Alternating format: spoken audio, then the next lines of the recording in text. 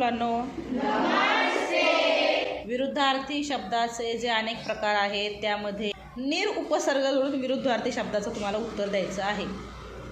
एखादा विरुद्धार्थी शब्द तुम्हाला विचारेल, त्या शब्दाच्या अगोदर तुम्हाला कुठला उपसर्ग लावायचा आहे?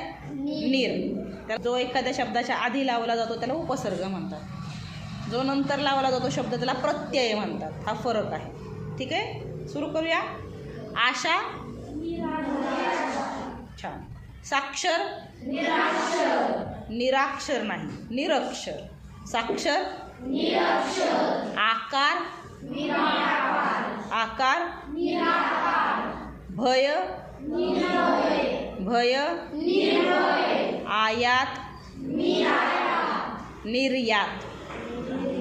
आयात, उत्साही, निरुत्साही. उत्साही, अपराधी, निरपराधी.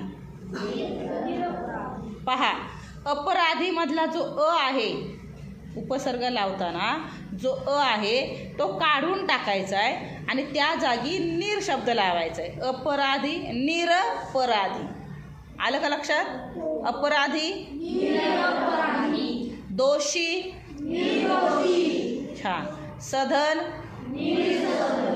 निर्सधन नाही, निर्धन. सधन, छान. आधार. आता आ आला की काय करायचं? आ आला की तो आ काढून टाकायचा. आ असा एखादा शब्द आला की तो काढून टाकायचा आणि त्या ठिकाणी निर शब्द लावायचा. आधार, आलं लक्षात? आ काढून टाकला, निराधार. आधार, पहा, गोष्ट सोपी वाटत असते पण ती तितकी सोपी नसते. थोडा विचार केला तर ती सोपी सुद्धा आपल्याला वाटू शकते. सजीव, छान.